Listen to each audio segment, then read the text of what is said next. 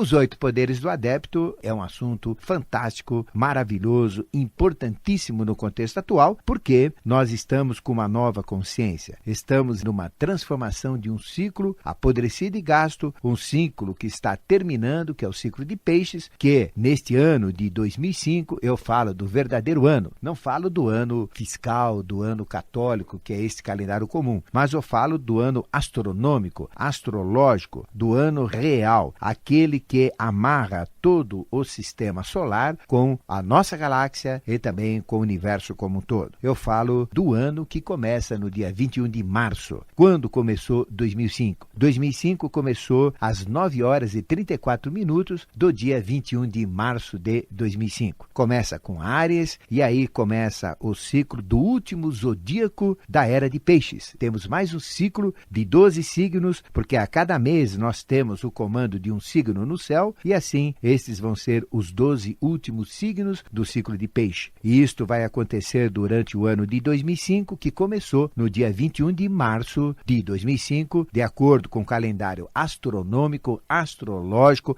real, o verdadeiro calendário, e que vai terminar no dia 20 de março de 2006. No dia 20 de março de 2006, fecha o zodíaco, com o último signo da rodada de 12 signos. A cada mês temos um predominante no topo do céu, às 8 horas da noite, teremos a nova era, a era de Aquário. E a era de Aquário vai ser comandada do ano 2005 até o ano 4005 por uma nova consciência.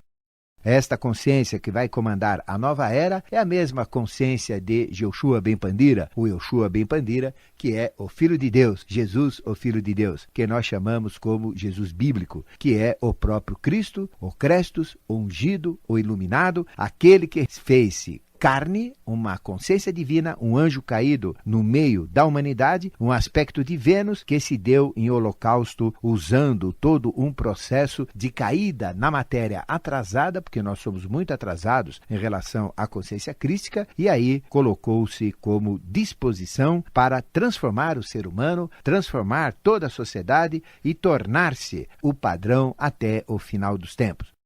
Nós estamos com 1.664.501.105 anos de humanidade. Esta é a minha idade, esta é a sua idade, é a idade das consciências, das mônadas ou das unidades de consciência, dos corpos causais que estão em evolução no nosso planeta Terra. Mas a Terra existe há um pouco mais de tempo. Ela começou no calendário de Asura Maia, esse calendário que vem sendo mantido desde a época Atlante por um processo consciencial muito grande, que na época da Atlântida nós tínhamos consciências angélicas que viviam com o ser humano, que eram estas consciências que nós chamamos de Vênus. Estas consciências das quais fazem parte todos os avataras, todos os mestres da humanidade, tudo que existe de consciência superior, inclusive Krishna pertence a esta linhagem de Vênus, Buda, o grande Buda, que quer dizer iluminado, Jesus, e antes dele inúmeros seres, como mais de 100 Zoroastros, como 28 Vyasas na tradição sânscrita, na tradição hindu antiga, os próprios 7 rishis eram 7 aspectos desta consciência de Vênus, e também estas figuras que nós conhecemos como Ram, que tanto conduziram a raça que nós conhecemos atualmente como raça ariana. Veja que esta consciência é uma consciência angélica.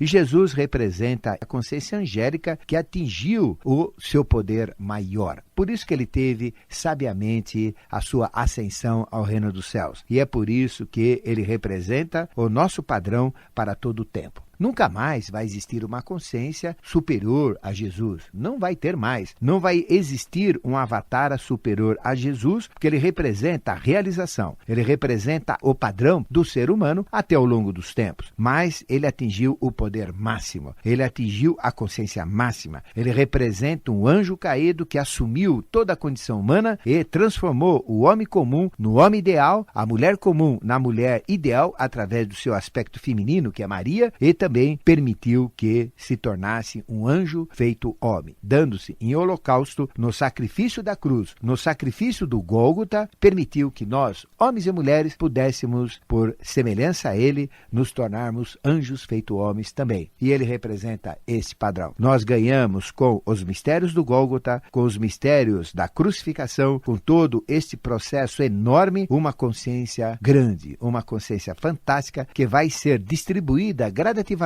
ao longo do tempo. Esta consciência é o Mestre Jesus. E esta consciência, nós não temos capacidade de absorvê-la, porque nós estamos muito mesmo atrasados. Em média, nós temos 7% das capacidades cerebrais humanas, eu falo do homem e da mulher comum, desenvolvidas. E as pessoas mais atrasadas, nos locais assim, onde predomina mais ignorância, mais apego à matéria, mais materialismo, nós temos 3%. Em média, nós temos nas pessoas já mais espiritualizadas, 7%. E casos extras, casos raríssimos, chegam até a 10% de consciência. Simplesmente, como seres humanos, como homens e mulheres, ainda falta muito para nós desenvolvermos. Aqueles mais capacitados, mais desenvolvidos, ainda falta desenvolver 90% das capacidades mentais. A gente acha que a mente é fabulosa, que a mente é fantástica, que a mente permite conhecimentos incríveis, conhecimentos fantásticos. É uma realidade, mas muito limitada no momento atual. Nós temos, na melhor das hipóteses, 10% da capacidade mental desenvolvida. Imagine se desenvolver 100% da capacidade mental. Isso não vai acontecer agora, nem o ano que vem, nem na era de Aquário, mas isso vai ser dado gradativamente. Nós estamos no contexto evolutivo com 1.955.884.805 anos de vida do planeta Terra. Foi o tempo que a Terra iniciou como uma parte que saiu do Sol, como uma esfera de luz, e daí a inteligência que está junto com essa esfera de luz, que nós chamamos de Melquisedeque, foi transformando energia em matéria e foi formando gradativamente, através do esfriamento daquela altíssima temperatura, através da transformação da energia em matéria, que nós sabemos que não existe diferença entre energia e matéria. A energia pode ser transformada em matéria e a matéria pode ser transformada em energia, ou seja, energia e matéria são a mesma coisa em condições diferenciadas na própria manifestação. Esta energia foi se transformando em matéria e isto começou há 1.955.884.805 anos atrás.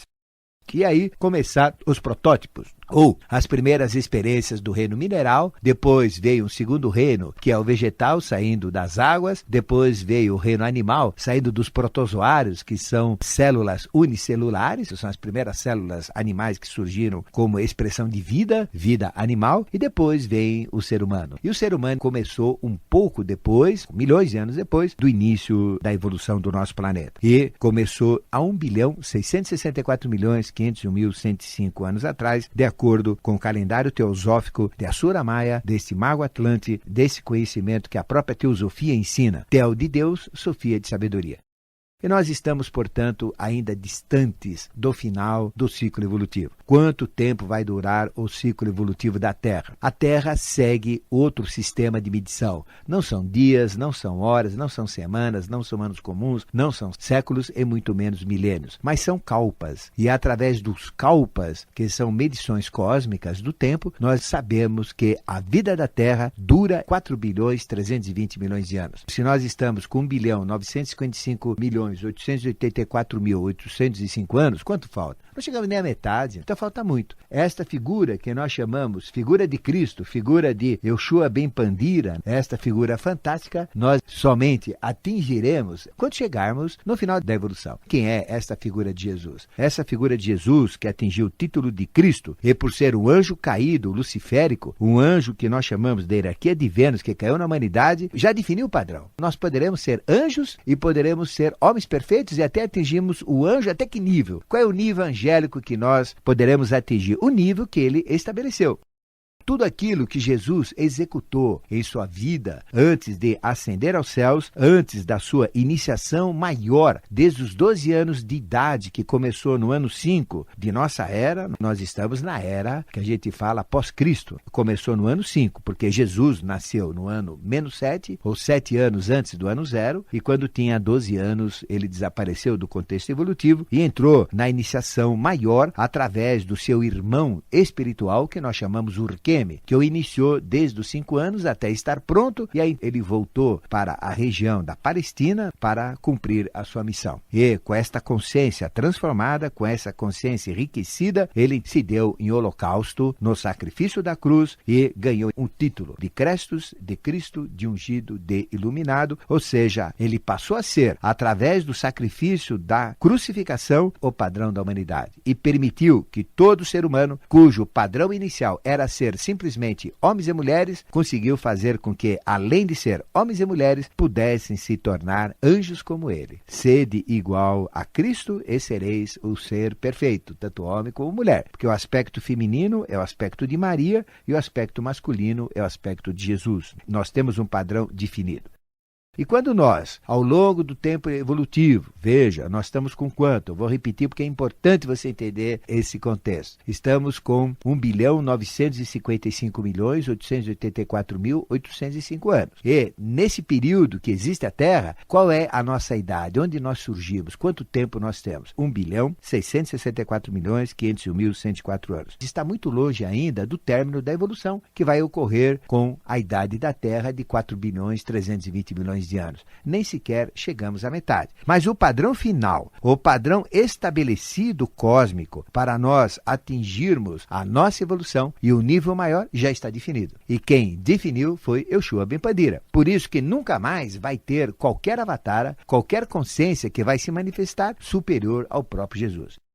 Quem é Maitreya? Maitreya é o mesmo Jesus, não tem diferença nenhuma. E daqui para frente, até se perder nos tempos do futuro ainda, que nós nem chegamos na metade do ciclo evolutivo da Terra, sempre vai ser a consciência dele que vai se manifestar. Só que a consciência dele, cada vez que se manifesta, traz um agregado evolutivo maior. Qual é a diferença de Jesus e Maitreya? Jesus representa a consciência integral que comandou o ciclo de peixes, que começou no ano 5 e está terminando no ano de 2005, como eu já expliquei. Ele que determinou todo o processo concessional, ou seja, determinou que nós devemos evoluir, o quanto devemos evoluir, o que teremos em todas as 7 linhas do conhecimento. Na magia ou teurgia, que é o conhecimento crístico maior, depois na parte das artes, todas as artes, a gente quando fala artes, nós falamos das artes cênicas, falamos do teatro, falamos do cinema, falamos da composição, da música, da dança, da pintura, da escultura, todas as artes. É uma outra linha. Tem a linha da teurgia, que é a linha divina, a linha crística. Depois tem essa segunda linha das artes. A terceira é a linha da política, porque a política é saber viver em comunidade. Política vem de polis, que quer dizer muito. É lidar com muito, é viver com muitos. Ter política é ter arte de governar. Nós não necessariamente precisamos governar aos outros, mas alguém tem que fazer isso para governar as despesas, para comandar os processos evolutivos. Aqueles que mais consciência têm são esses que devem governar a maioria ou as polis, ou os muitos. Mas todos nós temos que governar pelo menos a si próprio. Esta política, que é a arte de governar, esta política de mexer com muitas coisas, e assim nós temos mais uma tônica evolutiva. A outra tônica são os conhecimentos tecnológicos que nós temos. Toda a química, toda a eletroquímica, toda a física, toda a eletricidade, todo o conhecimento mecânico, toda a tecnologia que nós temos e que estamos usufruindo, que permite fazer com que tenhamos avião, televisão, computador, máquina de lavar roupa, que a gente possa chegar até um outro planeta em viagens interplanetárias, toda a tecnologia existente é uma outra tônica. Temos mais uma tônica que é a tônica da literatura, tônica do conhecimento, tônica dos registros, da sabedoria. Temos a tônica das religiões, ou seja, todas as religiões são válidas. Por isso que a máxima teosófica diz que não existe religião superior à verdade, porque a verdade é Deus. Todas as religiões são caminhos diferentes, são estradas diferentes que conduzem convergem ao mesmo ponto. E esse ponto chama-se Deus. Então não tem diferença entre o budismo, fala as verdadeiras religiões. Eu não falo, satanismo não vai chegar a Deus, ele vai chegar ao antideus. Mas até mesmo o satanismo, que busca o antideus, quando você encontrar o antideus, você sabe que o Deus é o oposto do antideus. Através mesmo da própria polaridade ou do contrário, você chega à consciência de Deus, até mesmo pelo satanismo, até mesmo por estas práticas que olham à esquerda e que olham às trevas. Porque Deus é um só, e Deus é o que comanda toda a polaridade, e Melquisedeque representa o Deus humano, o Deus terreno, o Deus do planeta Terra, o Deus concessional do nosso planeta, que comanda todos os reinos, o mineral, o vegetal, o animal e o próprio reino nominal. Todo esse processo ligado às religiões também é mais uma tônica que existe e que Jesus trouxe do ano 0 até o ano 2005, ou seja, nesse ano que estamos tendo essa transição. E depois nós temos a tônica da fisiologia humana, onde que tem todas as fisiologias. Existe uma fisiologia mineral, existe uma fisiologia superior que sai do mineral, que é a vegetal, uma fisiologia animal e uma fisiologia hominal, que é a nossa, de seres humanos. E ele comanda também toda esta fisiologia. São 7 tônicas, 7 conhecimentos, e quem comanda isso é esta consciência que nós chamamos de Yoshua Ben Pandira, ou a consciência de Jesus, que através de Crestos passou a ser o padrão da humanidade até o final dos ciclos da Terra, ou seja, até a Terra completar 4.320.000.000 de anos. Jesus representa, portanto, o poder e a consciência que comandou todo o ciclo, desde o ano 5 até o ano 2005. Desde o começo daquela tecnologia primitiva que praticamente não tinha, a gente só sabia fazer bigas, sabia fazer catapulta, a gente sabia fazer espadas, lanças, simplesmente isso. E construía templos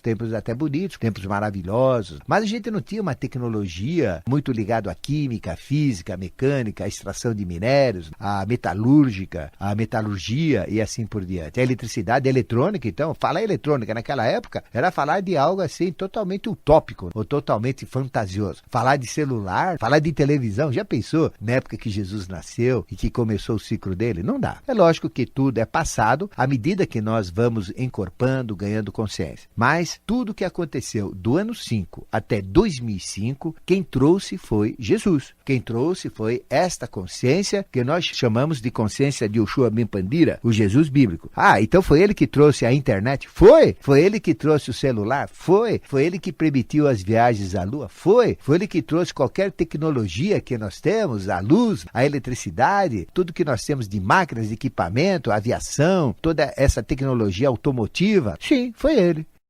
E, inclusive, tudo isso era para acontecer muito antes. Nós já éramos para ter avião lá por 1400, 1500, já éramos para ter televisão até antes, lá pelo ano de 1400 também. Mas por que não aconteceu? Simplesmente porque as trevas que procuram fazer com que o homem seja ignorante, procurem fazer com que o homem não tenha tecnologia, não tenha conhecimento, fazer com que o homem não expanda a sua consciência, fazendo com que o homem não se espiritualize, mas pelo contrário, fique apegado à matéria, não cresça a sua consciência, não cresça a sua mente, atrasaram o processo da evolução. E qual foi o maior impulso negativo? Qual foi o maior fator diabólico de destruição e de atraso da humanidade? Foi aquilo que chama-se de santa, que de santa não tem nada, tem de calhorda, da calhorda Inquisição, porque dizem que é santa para enganar aos outros, mas não pode ser santa não, porque atrás da Santa Inquisição existiam roubos de terra, existiam assassinatos, existiam uns crimes terríveis, e toda a obscuridade, toda a escuridão, todas as trevas estavam dentro através até mesmo da Santa Madre Igreja. Ou seja, a gente tem que ser franco, a gente tem que ser claro. O que diz o 5º mandamento de Deus? Não matar. Como é que poderiam matar tanta gente? Sabe quantas pessoas morreram na Santa Inquisição? Mas não morreram simplesmente, não foi só uma execução, não foi só matar, respeitando a dignidade humana, respeitando as dor também. Não, queimavam as pessoas vivas. Sabe o que é ser queimado vivo? Sentir a sua pele pegando fogo, queimando, sentindo, morrendo por asfixia, aquela dor horrorosa, uma coisa monstruosa, e todo mundo lá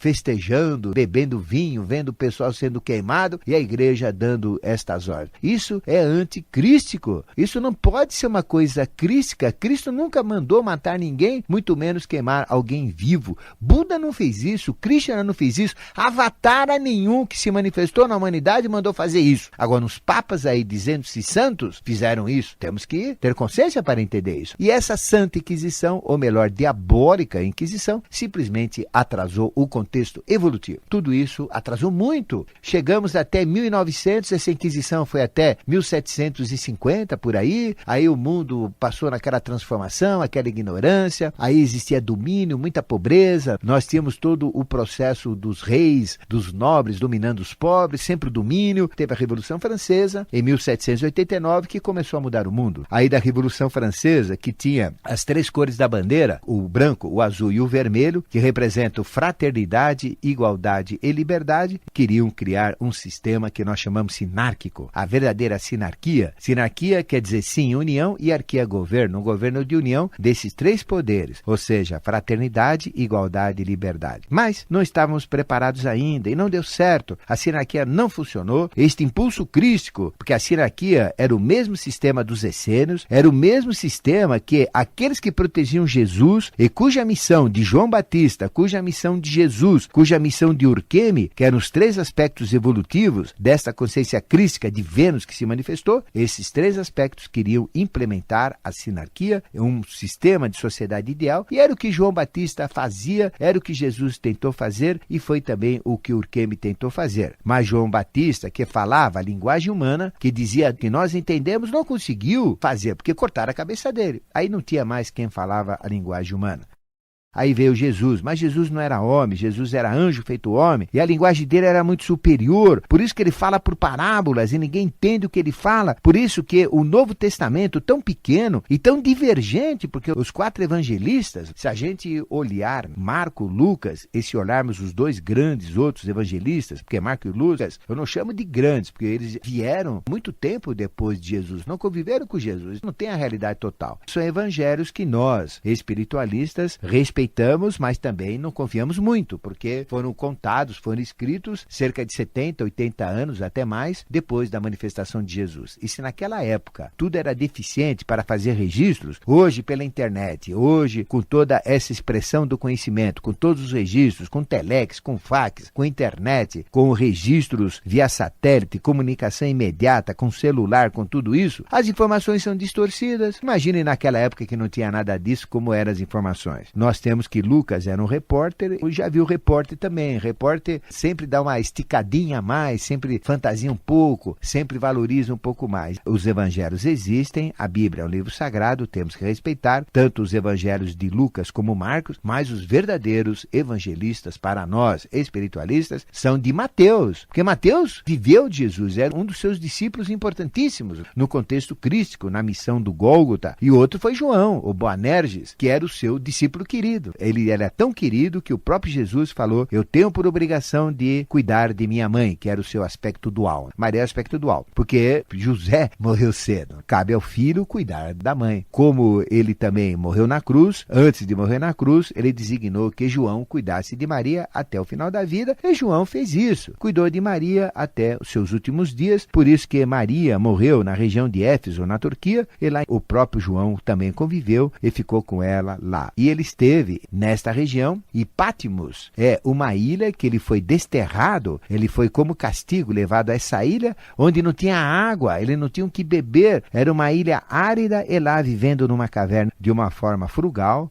com muita dificuldade para a água que vinha do continente, vinha da Turquia para a ilha de Patmos, e lá ele teve o grande prêmio, porque foi a única consciência, o único discípulo, o único ser que recebeu Jesus, ou aquele que atingiu o título de Cristo, de Crestos, de ungido e iluminado, ou seja, a consciência maior que se manifestou para ele num domingo da manhã, numa caverna, onde eu tive a felicidade de estar nessa caverna, que tem ainda trinca no teto, uma trinca que se divide em 120 graus, são 3 trincas saindo de um ponto, e separadas em ângulos de 120 graus, em 3 direções, formando a manifestação trina, que foi quando a voz dele surgiu na consciência, na manifestação, criou aquela aquela trinca e João caiu desfalecido para depois ser arrebatado ao reino celeste, onde o próprio Jesus, se manifestando para ele e com toda a sua magnitude, disse quem ele era, qual era a missão e passou o Apocalipse. Existe o livro Apocalipse, escrito por João na ilha de Patmos, nesse domingo incrível, que foi ditado,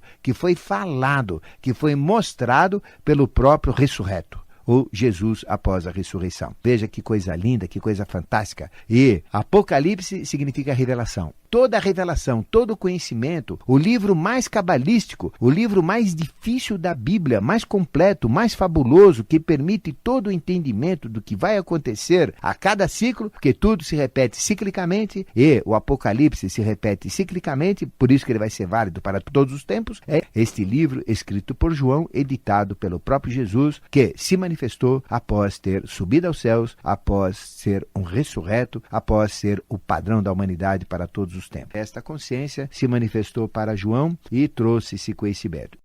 E Jesus representa, como eu estava falando, dentro dessa sequência, para você entender todo esse mecanismo, é importante entender tudo isso que eu falo, para você entender o tema desse assunto, que são os 8 poderes do adepto. Que aí você vai entender por quê. Jesus foi aquele que atingiu o padrão maior, aquele anjo feito homem que permitiu ser o padrão, ou seja, do homem perfeito, uso 100% do mental, e também ter um nível angélico estruturado, garantido, de acordo com o padrão que ele estabeleceu para o anjo, que é o mental superior, que nós chamamos mental arrúpico, ou mental abstrato, que não precisa raciocinar, deduzir, ir do particular para o geral, do geral para o particular, ter raciocínio, lógica, razão, nada disso. Simplesmente entra no mundo consciencial, no mundo da consciência, no mundo da sabedoria e já sabe, extrai o conhecimento, que é o conhecimento angélico. E vale dizer que anjo é uma inteligência. Anjo não é um ser aí que vem resolver problema com sogra, problema de emprego, problema com namorico, nada disso. Anjo é uma inteligência. E essa inteligência maior que se manifestou para nós e que permite se manifestar através de nós é a inteligência crística, a inteligência de Jesus. E isso é representado muito bem em Pentecostes, porque essa inteligência dele, após subir ao reino dos céus, teve que distribuir essa inteligência para as pessoas. E distribuiu para quem? Para os 12 tipos de seres humanos, representados pelos 12 discípulos. Nós tivemos Judas, que cometeu suicídio após a nobre missão dele, porque eu sempre falo que foi uma missão nobre, porque tudo foi pré-combinado com Jesus para que acontecesse isso, e ele foi substituído por Matias. Todos os discípulos receberam parte desta consciência. 1/12, ou a consciência integral de Jesus, dividida por 12, 50 dias depois da manifestação. E é esta consciência crística, esta consciência maior, conhecida como Pentecostes, e que foi distribuída aos 12 discípulos, que foi dada 1/12 para cada um, que permitiu que cada discípulo pudesse fazer os mesmos milagres, os mesmos feitos, ou seja, curar paralíticos, fazer cego enxergar, fazer materializações, ter todos esses dons, mas a um nível 1/12 menor do que o nível máximo de Jesus. Isso é representado pelo poder do Espírito Santo,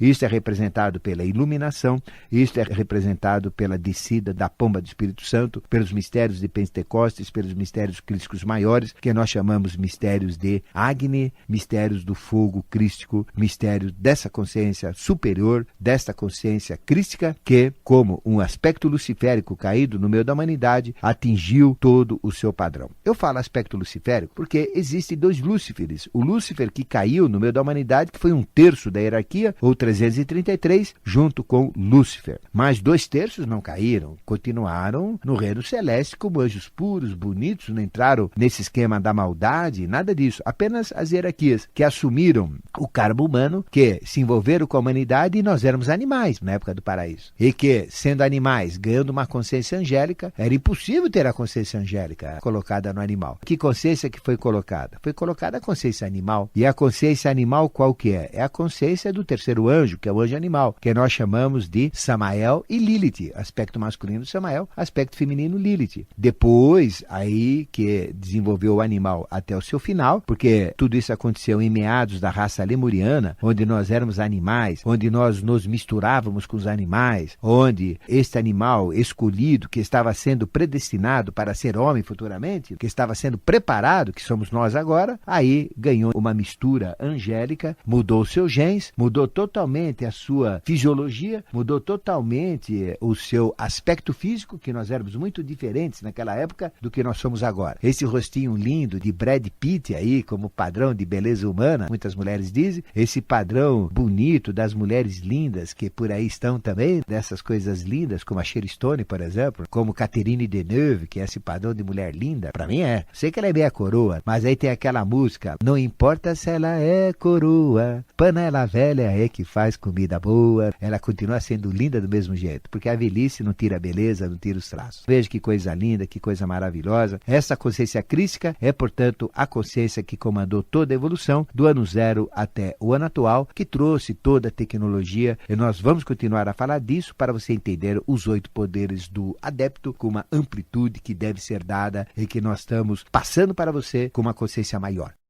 Jesus representa a consciência que comandou todo o processo evolutivo do ano zero até o ano 2005. Aí você vai entender o que é uma consciência maior, o que é este padrão, quais são os poderes que um adepto tem. Porque foi ele que teve toda esta consciência de toda a tecnologia. E como nós falamos, a Santa Inquisição atrapalhou muito o processo da evolução. Nós já éramos para ter tecnologia na Idade Média, mas não tivemos. Por quê? A Igreja brecou o contexto evolutivo e aqueles químicos, aqueles físicos, aqueles pensadores, todos eles foram queimados, contradizendo o 5º mandamento de Deus, que é não matar, e muito menos que não matar foi queimar vivo, que é muito pior. Foi o período tenebroso da Igreja, horroroso, comandada por forças da treva. O que eu estou falando não é algo que está desrespeitando a Igreja Católica. Eu sou católico, da mesma maneira que existem papas ruins, existiram papas excelentes, como Pio XII. O papa que mais chegou perto de uma consciência crística foi Pio XII. Papa especialíssimo, João XXIII, o atual, e o Papa atual também, esse que está conosco há tanto tempo, Des Laboris Solis, está numa fase ruim de transição atualmente, eu espero que ele tenha sucesso em sua missão, mas existem papas bons, papas ruins, porque tudo é polar. Existem bons padres, maus padres, existem aqueles pedófilos, existem aqueles que são puros, existem boas freiras, mais freiras, existem bons pastores evangélicos, péssimos também, como existe bom e ruim em tudo quanto é atividade, em tudo quanto é coisa. Mas Jesus representa, portanto, o padrão. E, como houve esse atraso devido à Inquisição,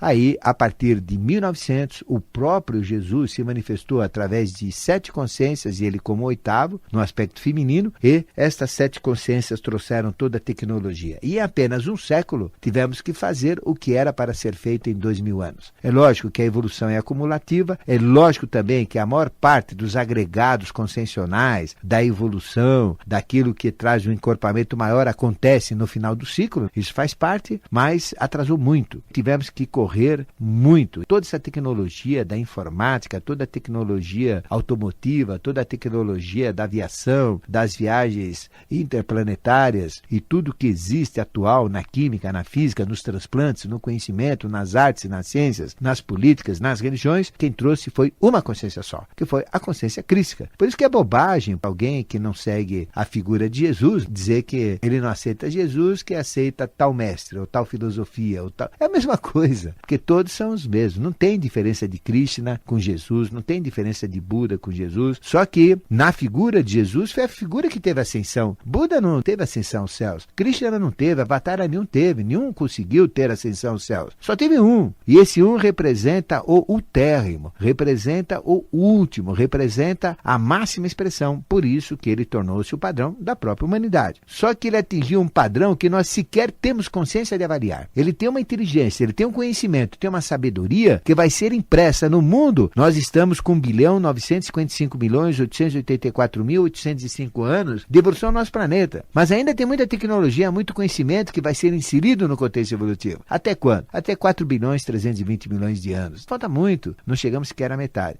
E ele já é isso. Ele não pode se expressar de uma maneira total. Ele não pode se expressar como uma consciência integral em toda a sua plenitude, mas sim em consciências integrais, parciais, para cada ciclo. Quem é Maitreya? É o próprio Jesus. Só que Jesus trouxe a consciência do ano 0 até o ano 2005. Tudo que surgiu de tecnologia, de conhecimento, de sabedoria e de introdução de coisas novas na humanidade, isso foi ele que trouxe. Quem que trouxe a internet? Resposta, Jesus. Quem que trouxe a viagem interplanetária? Por que o homem chegou na Lua? Quem que permitiu isso? Quem que trouxe a tecnologia? Jesus. Quem permitiu que chegássemos com as nossas sondas até Júpiter, até Saturno? Jesus. É lógico, porque ele representa. Mas este ciclo está acabando. E 2005 está sendo o ano de transição e tudo isso vai agora, a partir do dia 21 de março de 2006, vamos ter um novo ciclo, que é o ciclo de Maitreya. E Maitreya é o mesmo Jesus. Qual é a diferença de Maitreya com Jesus? É o mesmo ser trazendo mais consciência para mais de 2000 anos. Tudo que vai existir de tecnologia, de conhecimento, que vai ser implementado na humanidade, no contexto evolutivo, vindo do espiritual para o material, quem é que vai dar? Maitreya. Maitreya representa Jesus com mais um impulso, que a gente chama um fator. O que é o fator? É aquilo que gera correção, aquilo que gera o status, aquilo que multiplica o conhecimento, a tecnologia. Chama-se fator Maitreya. E Maitreya vai trazer uma nova tecnologia, vai trazer uma nova possibilidade das magias, das práticas superiores, práticas teúrgicas, vai trazer novas artes, vai trazer novas políticas, vai trazer novas tecnologias, mais conhecimento científico, vai trazer mais literatura, vai trazer religiões diferenciadas, vai trazer mais conhecimentos do ser humano quanto à medicina, vai trazer a consciência de Maitreya, que é a consciência de Jesus, encorpada de mais de 2000 anos. Ou seja, é o mesmo Jesus. Do ano 5 até o ano 2005, quem comandou tudo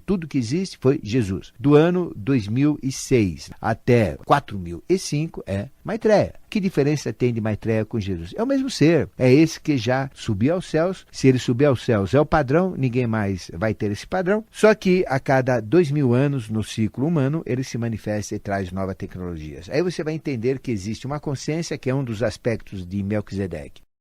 E se você olhar Melquisedeque e ler a Bíblia, fala muito pouco de Melquisedeque. Se você olhar em Gênesis 14, onde Melquisedeque encontra-se com Abraão e institui duas coisas, o sacrifício da Eucaristia, que é o ritual de Melquisedeque, e isso em Abraão, estou falando, em Ur na Caldeia, depois da Guerra dos Reis. Isso está em Gênesis, que foi escrito por Moisés, Gênesis 14. Moisés escreveu isso. Moisés foi o grande introdutor de Melquisedeque. A primeira vez que surgiu o nome de Melquisedeque, através do fator hebraico, quem que trouxe? Moisés. E Melquisedeque se manifestou para Abraão após a vitória e que permitiu a vitória junto aos reis. E lá Abraão deu o dízimo. E aí nasce o dízimo também. O dízimo nasce em Gênesis 14 com o ritual da Eucaristia e depois o ofertório. O ofertório o que é? É o dízimo. É o que a gente dá, é aquilo que a gente fornece para o sagrado, ou seja, a 10ª parte. Na época, isto é muito questionável, mas na época foi o que Abraão fez. Abraão foi o primeiro que pagou dízimo. Qual foi o primeiro dízimo? 10% de tudo que Abraão deu passou para Melquisedeque. Depois, Melquisedeque aparece nos Salmos. E os Salmos, eles são feitos, em sua maioria, por várias pessoas, mas a figura central dos Salmos é Davi, o grande rei Davi, que é da mesma linha de Elias, que é da mesma linha de Jesus, que é da mesma linhagem de Abraão, que é da mesma linhagem do próprio Noé. O que trouxe Davi? Ele fala do Salmo 110, que é o 111 cristão, 110 evangélico, que fala de Melquisedeque, um salmo de poder. Tem uma outra origem na Bíblia de Melquisedeque. E depois nós temos Hebreus 5, 6, 7, que fala de Melquisedeque. Hebreus é o livro que não tem um autor definido, atribui-se a Paulo, que foi quem escreveu, ou Saulo, que é o mesmo Paulo, que escreveu Hebreus. Se você ler Hebreus 5, 6, 7, o que diz? Que Jesus é sacerdote para todos sempre, segundo a ordem de Melquisedeque. E o que é ordem de Melquisedeque? Por isso que Jesus fez a Eucaristia, instituiu o ofício sagrado, o sacrifício da Eucaristia, antes de ser crucificado. Por que ele fez isso? Porque ele segue o mesmo ritual que Abraão, muito tempo antes, já fez em Gênesis 14 com Melquisedeque. E por que ele fez? Porque o ritual é o ritual de Melquisedeque. A Eucaristia é um ritual de Melquisedeque. Jesus seguiu simplesmente o ritual de Melquisedeque, mostrando que ele é um dos aspectos de Melquisedeque, do rei do mundo, comando da consciência, do espírito, da seidade, que tem como corpo físico o próprio planeta Terra. E aí nós temos esses mistérios crísticos e mistérios de Melquisedeque. E Jesus vai ser sacerdote para todos sempre, segundo a ordem de Melquisedeque. E o que é a ordem de Melquisedeque? É uma sequência de seres. Como a gente tem ordem numérica, ordem alfabética, é uma ordem de consciências. E Jesus, nessa ordem, ele é subordinado a uma consciência maior, que é a consciência de Melquisedeque, dentro dessa linhagem de ordem ou de organização. E ordem também é mando, é comando, é chefia. Jesus responde à ordem de Melquisedeque. E quem é Melquisedeque? Aquele que não tem genealogia, aquele que não tem nem pai nem mãe, que sempre existiu, que representa o próprio Eterno e que é o sacerdote do Altíssimo. Segundo a Bíblia, nós temos dois níveis de Deus. Tem um Deus mais próximo, que a gente chama de Elohim, que a gente chama de Jeová, Javé, de vários nomes, porque Deus não tem nome, mas dá-se um nome para poder se fixar com Deus. Mas existe aquele Deus que nós não temos sequer contato com ele, porque ele está muito longe. Eles chamam de Altíssimo, e quando existe o Altíssimo, é esse Deus tão alto, intransponível, tão distante, tão forte, tão glorioso. E quem é Melquisedeque? É o sacerdote do Altíssimo, é desse Deus maior. Atrás dos mistérios dos 8 poderes do adepto, que eram os mistérios crísticos, nós temos Melquisedeque. Quem é o gestor? Quem é o doador? Quem é o criador? Quem é o potencializador? Quem é aquele que instituiu padrões, aquele que comanda o processo evolutivo e que estipula quais são os níveis mínimos e máximos de cada um dos poderes do adepto? Melquisedeque. Qual foi a figura onde foi estabelecido o padrão? Quais são os poderes do adepto? Quais são os maiores poderes que ele tem? Quais são as maiores capacidades que um ser humano, que também permite ser um ser anjo, um ser angélico, quando ele, por imagem e semelhança, for igual a Jesus como um padrão, ou a Maria, no aspecto feminino, ele vai ter 8 poderes do adepto. Os 8 poderes do adepto são poderes estipulados por um padrão. Esse padrão é, de acordo com a ordem de Melquisedeque, o sacerdote do Altíssimo, um outro sacerdote, que é Jesus, sacerdote para todo sempre, segundo essa ordem. Por que para todo sempre? Porque ficou estabelecido que ele vai ser para todo sempre. Ou seja, até o final dos tempos, não tem outro avatar. Qualquer nome do avatar que vai surgir, pode dar o nome que quiser. Pode chamar de Zé, Lung Fu, Trabo Fu, o que você quiser. É a mesma consciência. O que interessa é a consciência. Jesus é essa consciência, que através do sacrifício do Gólgota se estabeleceu como padrão para todo o tempo. Aqui na Terra, até o final da evolução, quando a Terra atingir 4.320.000.000 de anos, já que nós estamos um pouco antes da metade deste grande percurso do ciclo evolutivo da Terra, da Geia, da Mater-Reia, da evolução do nosso planeta. Que estamos com 1.955.884.805 anos, segundo o calendário de Assura Maia, o calendário teosófico. Jesus representa o padrão. Os 8 poderes do adepto são 8 poderes de um padrão da humanidade até o final dos tempos. Você já imagina o que são os 8 poderes do adepto? A intensidade deles, porque falta tanto tempo para terminar o ciclo evolutivo, são poderes grandiosos que nós sequer temos palavras, e como ainda não aconteceram, porque vão acontecer no futuro, tudo que eu falar dos 8 poderes do adepto são limitados, porque são limitados ao momento atual, e o momento atual ainda está vibrando, onde eu estou falando no momento atual, onde eu estou passando para você, eu ainda estou nessa transição 2005 para 2006, ainda estou no final do ciclo de peixes, entrando no ciclo de aquário. Quando começar o ciclo de aquário, no dia 21 de março de 2006, aí tem uma nova consciência agregada, encorpada. Os DNAs vão ser diferenciados, a mente humana vai ser diferenciada, a evolução vai ser diferenciada, tudo vai ser diferenciado com a nova consciência crística, com a mesma consciência de Jesus, porém, terminando o ciclo de peixes, dia 20 de março de 2006, aí começa o ciclo de aquário, dia 21 de março, com uma nova consciência. Aí sim a gente vai entender mais sobre os 8 poderes do adepto, ou seja, vamos ter mais 2.000 anos de tecnologia, 2.000 anos de política, 2.000 anos de fisiologia humana, de artes de cura, 2.000 anos de artes, 2.000 anos de literatura, 2.000 anos de conhecimento científico e tecnológico, 2.000 anos de poderes teúrgicos e assim por diante. Tudo vai mudar. Dentro da limitação que eu tenho, dentro da limitação da nossa compreensão no momento atual, eu vou falar de algo que podemos atingir, mas que é um absurdo em termos do que vamos atingir. Mas no momento é o que nós podemos chegar em nossa consciência. Tudo que eu vou falar vai ser muito limitado pela nossa própria consciência, falando dos 8 poderes do adepto. Mas à medida que nós, seres humanos, ingressamos no caminho do autoconhecimento, no caminho da iniciação, onde nós nos tornamos um aprendiz luz de uma nova ciência que a gente chama ciência espiritual. A hora que nós nos tornamos discípulos de um mestre. E esse mestre não é um mestre exterior, mas é a nossa própria consciência como aspecto de Deus dentro de nós, porque esse é o nosso verdadeiro mestre. Os mestres não servem para nada, são apenas exemplos. Nós não temos que seguir mestre nenhum exterior. A gente tem que usar os mestres exteriores como exemplo para a nossa evolução, para espelharmos o nosso projeto de vida, de crescimento, de transformação nesses seres, mas não para sermos iguais a eles,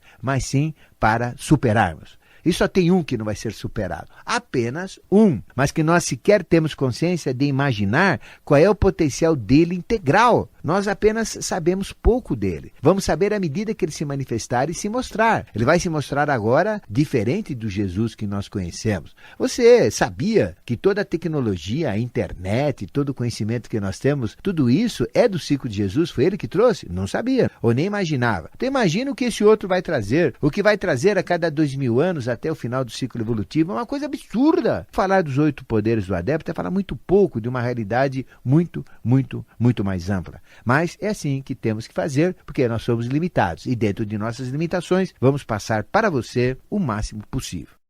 À medida que nós, seres humanos, buscamos, como discípulos, aprender coisas novas através de um mestre interior, como eu terminei a última fala, nós também podemos ser neófitos para aprender coisas novas, podemos ser aprendizes de coisas novas e também podemos ser iniciantes em busca de uma verdade maior dentro da iniciação. E a iniciação é um processo de autoconhecimento através da transformação do caráter, buscando a ética, a justiça e a moral, é um processamento de encorpamento consciencial ou de nossa consciência, e consciência não tem nada a ver com pensamento. Pensamento é um atributo humano, é uma capacitação humana, mas consciência está além do pensamento. Consciência é a própria expressão da verdade e do conhecimento em toda a sua plenitude. É aquela vozinha que fala dentro de nós, conhecida como voz do silêncio. Mas dentro de um processo de iniciação, de busca da verdade, de busca da realidade, de busca do espiritual, gradativamente nós vamos despertando esta consciência, que é a voz que fala dentro de nós, esta voz que nos dita. Aí vem a meditação, medita a ação, meditar o conhecimento, medita o conhecimento, ou seja, é o meu próprio mestre, minha própria essência, minha própria consciência que me fala interiormente as coisas que vão acontecendo. E à medida que eu vou entrando, que eu vou desenvolvendo, que eu vou estando nesse processo de crescimento, à medida que a gente vai despertando a consciência, que ela começa a se manifestar, à medida que ela vai crescendo, em paralelo, o que ocorre? Vão começar também a ter manifestações, poderes superiores, que começam apenas com nuances, começam apenas com poucas coisas, com limitações,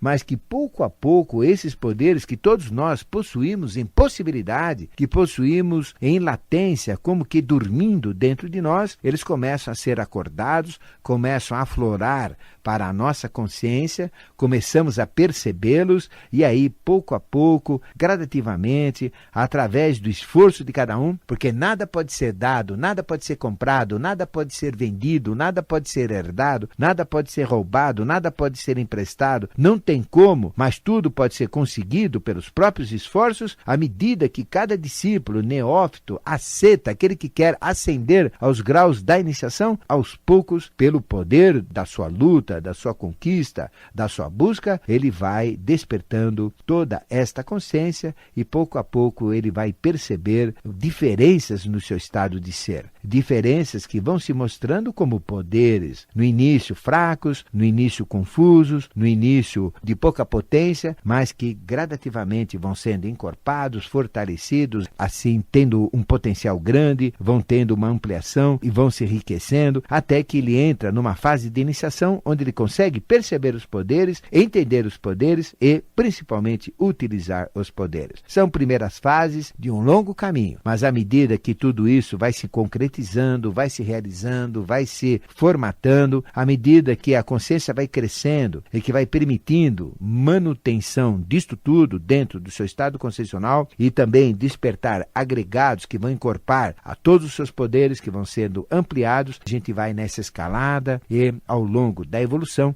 vamos atingindo os 8 8 poderes do adepto. E o que são 8 poderes do adepto? São 8 potencialidades, 8 capacidades, 8 poderes sintetizados, são muito amplos, muito extensos, muito fortes, que um adepto tem. E o que é um adepto? Adepto é um homem perfeito.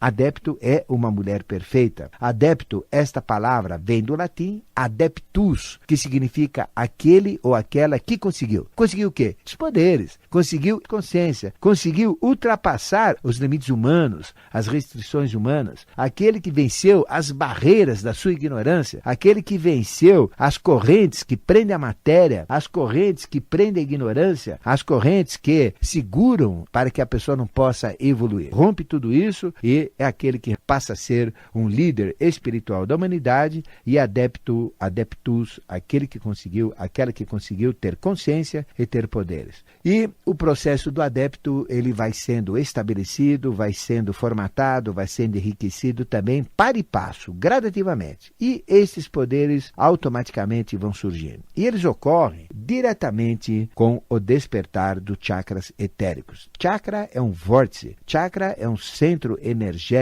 Chakra são sentidos superiores concentrados que nós temos no corpo vital. São chakras etéricos. Nós temos 7 chakras etéricos, 7 vórtices vitais, que são 7 portas para aberturas concessionais, para despertar poderes superiores, ou 7 centros de força que nós possuímos em nosso corpo vital. Possuímos mais do que 7 chakras, mas estes 7 são chamados principais, são chamados fundamentais, porque são aqueles que vão permitir, cada um deles, um dos 8 poderes do adepto. Ou seja, cada um dos 7 chakras, das 7 potencialidades, quando for desenvolvido em plenitude, cada um dos chakras vai despertar 7 pétalas, ou 7 vórtices, ou 7 poderes de um 8º chakra, chamado Vibhuti. Tem mais um outro poder, que é o próprio poder do Vibhuti, que é o poder maior, que é a síntese dos 7 outros poderes. Mas à medida que nós trabalhamos o chakra, desenvolvemos os chakras, potencializamos os chakras, o que nós estamos fazendo? Despertando o 8º. Porque se a gente trabalha cada um dos 7 chakras que eu vou dizer para vocês, o 8º vai ser a consequência, vai ser o prêmio final. E aí, ao despertar 7 chakras, trabalhar os 7 chakras, o 8º vai acontecer e temos, portanto, os 8 poderes do adepto, 8 poderes do ser perfeito, 8 poderes do padrão da humanidade, que é Yoshua Ben Pandira, como eu expliquei nas falas anteriores. Os poderes estão ligados ao despertar dos chakras etéricos, desses vórtices, desse centro de força que nós possuímos em nosso corpo vital, também conhecido como duplo etérico, também conhecido como corpo de vida. Este corpo vital é aquele que é intermediário entre o nosso corpo físico e o nosso corpo astral. É, portanto, um corpo de passagem do físico para o astral. O etérico tem 7 portas de passagem das consciências físicas para as consciências astrais. E também é o nosso corpo de memória. Tudo que a gente traz do astral tem que passar e gravar como memória no mundo vital. Por que eu tenho memória? Por que eu gravo datas? Por que eu gravo situações? Porque eu gravei com vida. Enquanto tiver vida, isso está presente. O corpo de memória mesmo é o vital. E o nosso cérebro é um cérebro físico. Se olharmos toda a textura de neurônios, se nós olharmos que temos mais de 150 bilhões de neurônios, porque cada neurônio ele equivale é uma célula nervosa. Cada neurônio pode fazer conexão com mais de 100 mil neurônios. Olha a quantidade que a gente tem. E cada um pode fazer 100 mil conexões. Veja o absurdo de conexões que a gente pode fazer com o neurônio. E quando a gente grava alguma coisa com vida, essa vida grava o registro. O corpo vital é um corpo de registro, porque ele está entre o corpo físico e o corpo astral. Ele traz a memória física para o astral e traz a memória astral para o físico. E os 7 poderes estão intimamente conectados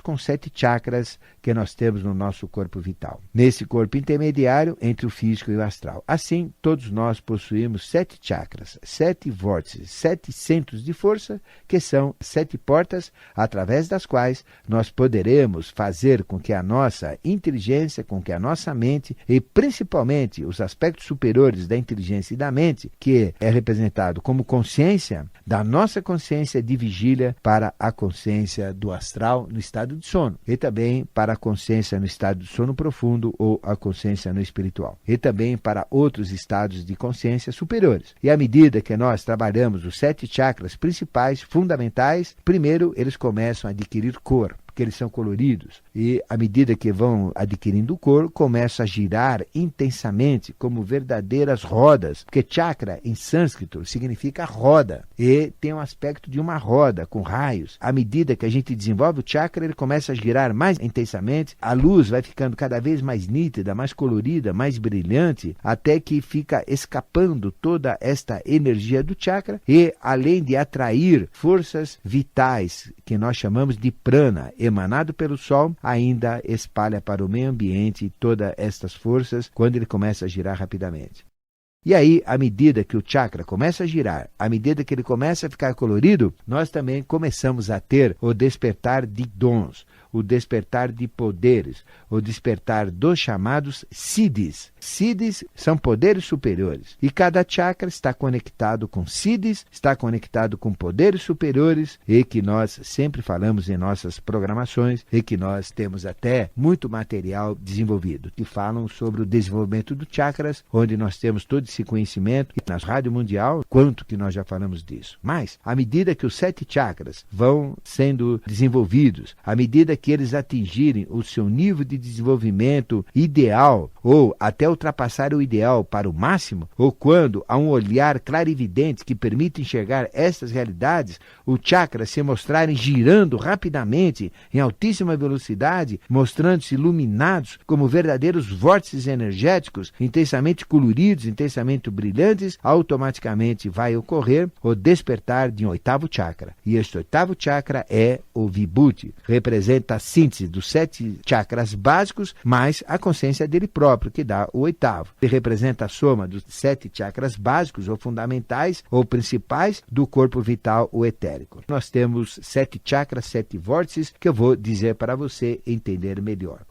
O primeiro fica no final da espinha. Os 7 estão na cabeça e no tronco. Nós não temos chakra no braço, não temos chakra nas pernas, mas eles estão no tronco, começam no final do tronco e terminam no topo da cabeça. O chakra mais ligado à matéria física, ao mundo material, chama-se raiz. Ele fica bem no final da espinha dorsal, imagina a espinha, bem o cucuruto, bem no final, abrindo as pernas, ele fica entre o órgão sexual, tanto masculino como feminino, e o ânus. Bem ali, entre os dois, temos um pontinho que chama-se chakra, e que, ao olhar clarividente, tem cerca de 5 centímetros de diâmetro e tem um aspecto de uma flor de 4 pétalas, 2 de cor laranja e 2 de cor tijolo, é um laranja tijolo. E quando ele gira rapidamente, adquire a cor laranja, uma cor bem brilhante como o verdadeiro sol. Este fica no final da espinha dorsal e que permite a captar, que permite absorver consciências do mundo físico. Eletricidade, radioatividade, radiônica, emanações de produtos químicos, de petróleo, de água, através da água radioativa, porque toda a água é radioativa na fonte, a gente consegue descobrir através desse centro de percepção.